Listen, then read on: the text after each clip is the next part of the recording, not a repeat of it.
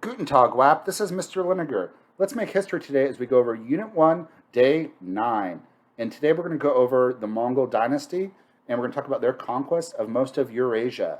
But let's get started with our daily punishment. I lost my mood ring, and I don't know how to feel about it. Ah ha ha ha ha ha ha ha ha. All right, your key terms for today are Genghis Khan, also known as Genghis Khan, Kublai Khan, the Ilkanite, the Yuan dynasty, the Golden Horde, the Chagatai Khanate, Tributary Empire, Pax Mongolica, Timur the Lame, the Ottoman Empire, Osman the Great, and Mehmed II, also known as Mehmed the Great.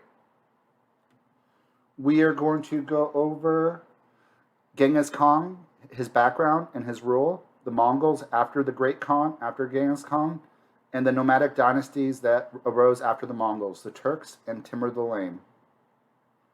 So the Mongols were excellent warriors. They were excellent horsemen. They were raised as children to ride horses.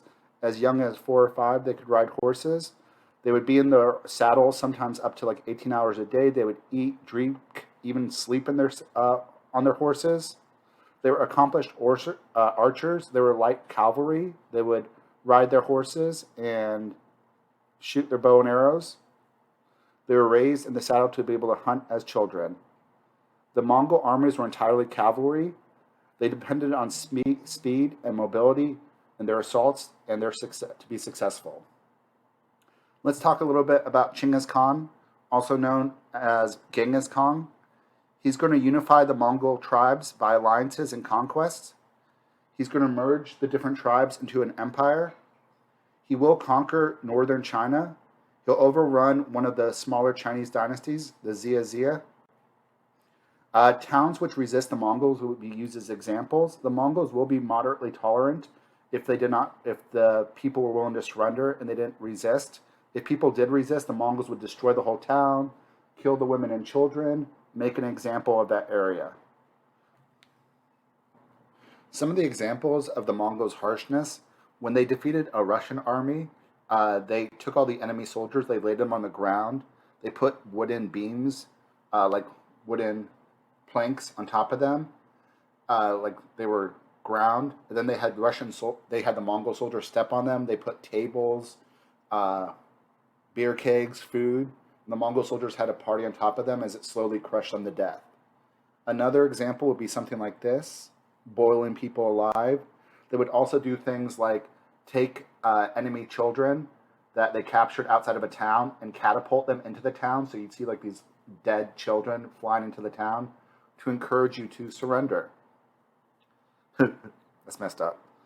The Mongols will conquer Persia. They wanted to have trade and diplomatic relations with Persia. The Persian ruler of Khwarezm is going to murder the diplomats, the envoys, which is a big no-no. The Mongols are going to be furious, and they're going to destroy Persia. In 1227, Genghis Khan will die, and it's going to lay a foundation for a mighty empire. Mongol rule was generally tolerant. They'll summon intellectuals from his conquered kingdoms. They'll use them. They'll use their technology. They'll incorporate them into their government and their armies. They'll offer religious toleration for Confucians, Buddhists, Taoists, and Muslims. They'll formulate a legal code which will be intended to end tribal and clan divisions. The administration will draw ideas from Islamic and Chinese worlds, their administration. Trade and cultural exchange will flourish during this time. After Genghis Khan dies, his empire will be divided into 4, and some of those empires will last longer than others. The 4 empires that we're going to talk about are the Golden Horde, the Great Khanate, also known as the Yuan dynasty, the Chagatai, and the Ilkinite. So Kublai Khan is going to rule the Chinese Mongol dynasty, the Yuan dynasty. He was Genghis Khan's grandson. He'll consolidate Mongol rule in China. He'll conquer the Song dynasty in 1276. The Yuan dynasty will officially be formed in 1279. They will unsuccessfully try to conquer Vietnam, Burma, Japan, and Java. For Mongol rule in China, they'll use central administration, will be reserved for Mongols, allies, and foreigners. They will get rid of the Confucian bureaucracy, which will infuriate Confucianists. They'll dismantle the civil service system. They will favor merchants, cities, peasants over the Chinese elites, over the Confucian bureaucrats. Some of the social policy for the Mongols in China, they would not allow the Mongols to settle in China, nor the Chinese in Mongolia. They will outlaw intermarriage. They'll promote Buddhism, Taoism, Islam, and Christianity. They'll forbade the Chinese from learning the Mongol language. Mongol women will refuse to adopt to Chinese customs. They'll retain influence. They will not do foot binding. In Central Asia, that's going to be the Ilkinite. The Ilkinite is in Southwest Asia, which is the Middle East, In 1256 and 1258, the Mongols will conquer Baghdad. The Persians will serve as ministers, governors, and local officials. They'll adapt some of the government from the Persians. Mongols were a tributary empire, so they only cared about taxes and order. The Ilkanite Mongol dynasty will convert to Islam. In 1295, they will massacre Christians and Jews. A lot of times, the Mongol rulers would convert to the local religion. The Mongols will try to get into North Africa, but they'll be defeated by the Mamelukes, the Sultan of Egypt, and that will prevent the Mongols from spreading outside of the Middle East. They won't get into North Africa. The Mongol impact on Europe and the Islamic world. Gunpowder will come to Europe and the Islamic world from the Mongols. The Mongol conquest will facilitate trade across the steppes. It will also eventually facilitate the Black Death. They'll transmit plague infection. The Mongols will also get into Russia. The Russians will fall under the Khanate. This will be called the Golden Horde. It's the Russian Mongol Empire. The Mongols will force the Russians' princes to pay tribute. The peasants will lose their rights and they'll become serfs. And serfdom is going to exist in Russia all the way till the 1800s. Moscow will become the major city that collects the tribute, and it will soon become the most important city in Russia. In 1380, the princes of Moscow will turn against the Mongols, and they'll defeat the Mongols in the Battle of Kulikovo, and they'll eventually push the Mongols out of Russia. The Mongol conquest of Russia is going to ensure some pretty big changes. Moscow will become the most important city, and the Orthodox Church will become more and more important. The Moscow domination of Russia will cut them off from Western Europe, both politically and culturally. Russia will not go through a scientific revolution or renaissance, which Western Europe will be going through during this time.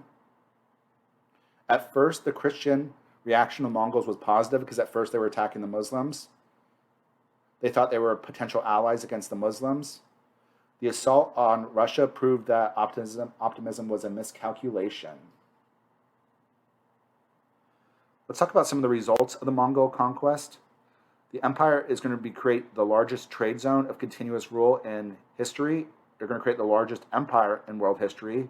They'll create a period of peace, prosperity, control trade, like one type of measurement system, common law. This whole period of peace is called Pax Mongolica. They were a tributary empire. Often trade was a byproduct. They worked to secure trade routes, ensure safety of merchants.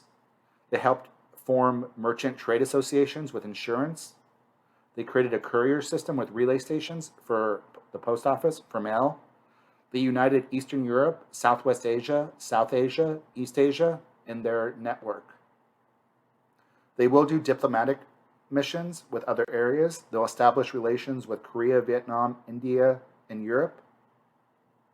The Mongols will need skilled artisans, educated individuals, so they will often take some elite people from the areas they conquer. They'll incorporate them and their technology into their army. Like the Mongols will have soldiers that fire guns. They'll take that gunpowder from the Chinese. They will take the smartest and the best from the civilizations they conquer and adapt it. The Mongols themselves were illiterate. This right here just shows some of the exchanges of the Mongols during this time, like what they got and what they brought with them. From Europe, they got honey, horses, glassware, slaves. Things brought to them are Christian missionaries, Italian merchants, European diplomats. From the Middle East, they got textiles, rugs, incense, finished iron products, finished gold products. Muslim merchants, Nestorian merchants, Muslim diplomats will come to them.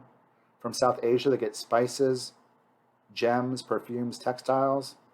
Merchants and diplomats will come to them. From East Asia, they'll get gunpowder, firearms, rockets, magnetic compass, porcelain, silk, maritime technology, paper making, printing, tea. Buddhist religious objects will come to them. Chinese bureaucrats, Chinese artists, East Asian diplomats, Black Death. Also, they'll get sugarcane from the Middle East. Let's talk about some of the reasons for the decline of the Mongol Empire. Mongols were too few in number. They settled in large, massive populations. Whenever the Mongols intermarried, it resulted in the loss of identity, and the Mongols will lose the identity that made them great conquerors. The settled populations will begin to use firearms, like muskets, and it'll make it harder for the Mongols to defeat them. The first one we'll talk about is the collapse of the Persian Ilkanite. The Mongols will do excessive spending, overexploitation of reduced revenues. The Mongols will intermarry with the local population. There'll be factional struggles after the Khan dies, when the children try to kill each other to become the new ruler. The last ruler died without an heir, and the Ilkinite will collapse. In the Yuan dynasty, it's going to be something similar. One of the big problems with the Yuan dynasty is that Mongols took the idea from the Yuan where they printed paper money, but they're going to print more and more paper money, which causes inflation. There'll be power struggles, assassinations, a civil war in the 1320s. The bubonic plague will happen in China, which is going to destabilize China in the 1330s. And eventually a new dynasty will rise, the Ming dynasty. The Khanate of Chagatai will continue in Central Asia until the 1700s, and the Golden Horde will survive until the mid-16th century. The next nomadic dynasty we're going to talk about is Tamerlane. Tamerlane is the conqueror. His name was Timur the Lame, also known as Tamerlane. He was a self-made man, rose from poverty. He came to power in the 1360s in Central Asia. He's going to unite the tribes of Central Asia. He'll conquer Persia, Afghanistan, parts of the Golden Horde, and northern India. He's going to rule through tribal leaders. He's going to rely on existing bureaucracies to collect taxes. He's going to use terror as a weapon, even more so than the Mongols. Even more so than the Mongols, who were actually interested in rule and trying to make things better. He was just interested in conquest and getting more and more wealth. He wanted plunder. After he's died, his empire will quickly fall apart. His heirs will struggle. The empire will be divided. One of his grandsons will establish the Mongol Empire, which we'll talk about next unit. Next one are the Turks, the Ottoman Turks. The Ottoman Turks are going to settle in Anatolia, which is modern-day Turkey, right by the border of the Byzantines. In the 1350s, their founder Osman will carve out a state in northwest Anatolia. The Ottomans will start to slowly conquer all of Anatolia, Turkey, and parts of the Balkans. They'll raid all the way into Europe with Gallipoli.